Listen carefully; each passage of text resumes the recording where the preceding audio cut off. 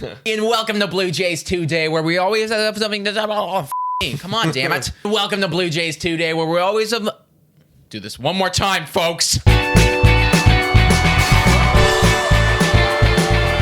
Hello, everybody, and welcome to Blue Jays Today, where we always have something to say about the Toronto Blue Jays. I'm your host, Nicholas Blaylock. And I'm your host, Adam Peddle. Today, guys, we're going to be talking about the top starting pitchers that the Toronto Blue Jays need to sign this offseason. Come on, let's go. Let's do it. Before we get into it, guys, make sure to like, comment, and subscribe. And this video is brought to you by FanDuel. Use the link in the description to get 20% of your deposit back and get lots of fun betting all over the place. So much fun fantasy betting, and it helps out the channel, guys. So hop on it. Yes, we'll be hopping on as well. So we'll be playing along with you dudes and dudettes, of course. And dudettes. All right, man. This is a fun one because I'm gonna salivate the entire goddamn time. Numero uno, number one, the guy that we want. It's Mad freaking Max. Yeah. Need we say a lot? 37 years old, very likely a Cy Young on the way. That's not confirmed, but very could be. This guy is so good. Like, I don't care what the average annual value is. I don't care. I actually do not care at all, man. Well, here's the reason why you don't care, because you're not committed for like 5, 6, 7 years. We're only committed for 1 or 2. 1 or 2. I've heard Max 1 and 3, but you know what? I'm down. Because Mad Max, last 3 seasons, 2.86 ERA.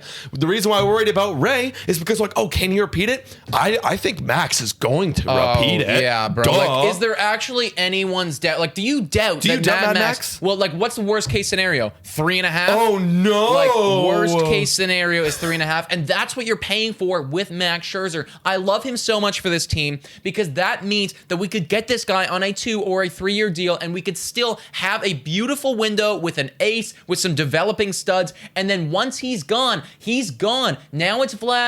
Now it's Bo. They can get signed, and we don't need to get locked into a Robbie Ray, Kevin Gausman sort of deal where it's like, yes, they were so good last year, but can they repeat that for 5 years in a row? I'm not convinced. Mad Max, I certainly am. Absolutely. And actually, one of his former teammates and a guy who I'm also very convinced can do it again is Clayton Kershaw. Oh, give me it all, bro. Give me it all. 33 years old. Again, last 3 seasons, 3.06 ERA. He will do it. He's been doing it the entire career. He's a Hall of Famer already. He's not even done yet. And he's gonna also get paid like $35 million per year. But he's gonna want a little bit longer, 3 to 5 years. So maybe you add like a front load strategy to like kind of chill that contract out in the end.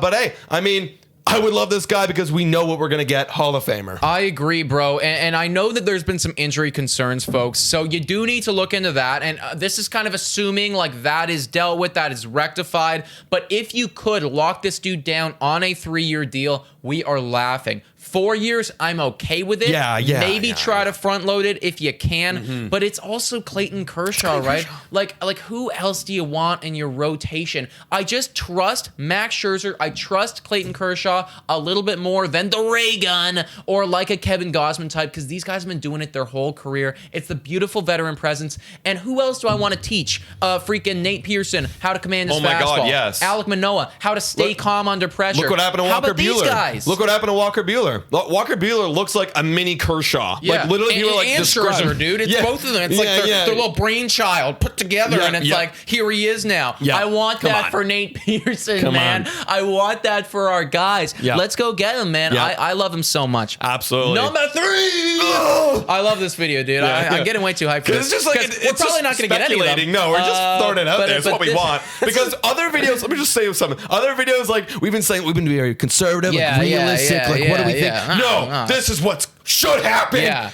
We need this. This is what should happen, dude. This is what should happen.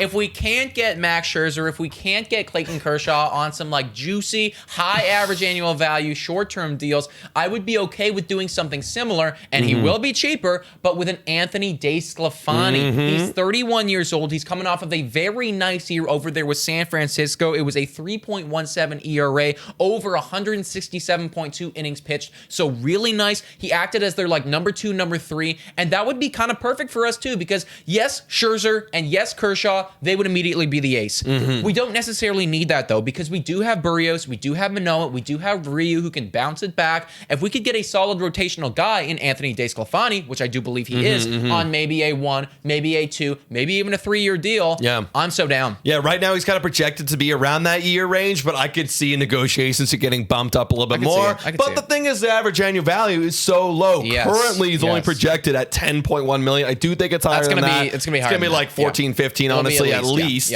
But still, 14, 15 for a guy who's been doing it the last 3 years, been very good. Give me some of that guy. That's a great guy to add in that rotation too, and it's not going to outprice for Berrios. I believe we can still get Berrios back. And you know what? And that's what's most important for me, right? Because I look at a guy like Anthony Desclafani, and I see him and I see Ray kind of in the same area, you know? Like, yes, Ray had a better year last year, and yeah, he probably does have more upside, but it's the same idea about a guy who's coming off of a career year, who's kind of like been fluctuating in the past, and we could get this guy for like $10 million cheaper average annual value and maybe a year or two less than a Robbie Ray. It's less commitment with potentially a similar sort of upside. Let's make it happen. Absolutely, absolutely. And number 4, a familiar face with Robbie Ray and the Blue Jays is Steven Matz. Steven Matz, baby. And Steven Matz, yes, we did offer him the qualifying offer, and yes, he is going to be going around, like if you saw our rumors video, he's going to be going around testing all the markets, flirting, blah, blah, blah. But I still think that the Blue Jays are going to try and give him an offer. I mean, we're not going to let this guy go, and we didn't want to pay him too much, so I think we're going to still try and get him back, at least. Yes, and for me, with Steven Matz, it all comes down to the money, folks. It's the moolah.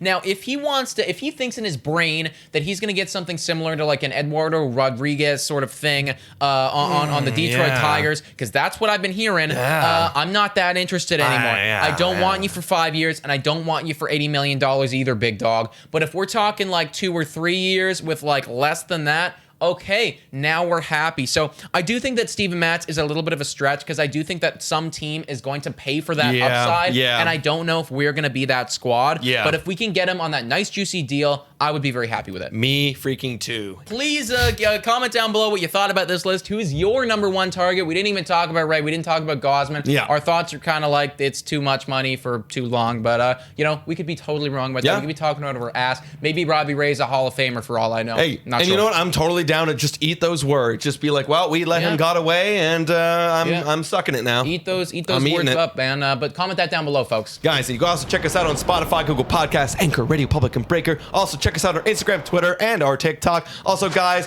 like, comment, subscribe, hit that post notification bell button to stay up to date. And as well, guys, this video is brought to you by FanDuel. Use the code, or use the link in the description, actually. I'm trying to change my lingo here, because this is a new system. Use the link in the description, and you can get up to 20% of your deposit back when you use our link. And as well, guys, become a Patreon. It's $3 a month, and you could come onto our show and be on a show like with these guys. Yeah. Maybe we can get a duo. If 2 people wanted to come on, we would have one on a while. That would be really cool. That would be really cool. Be super have a fan cool, debate. Wow. Yeah, what? Could get ugly, but I hope not. We're all friendly here. Like get the 2 fans on and just like have a conversation or debate about something. Yeah. I don't know. We'll see. Anyways, guys, thank you so much for watching. And go Jays, go!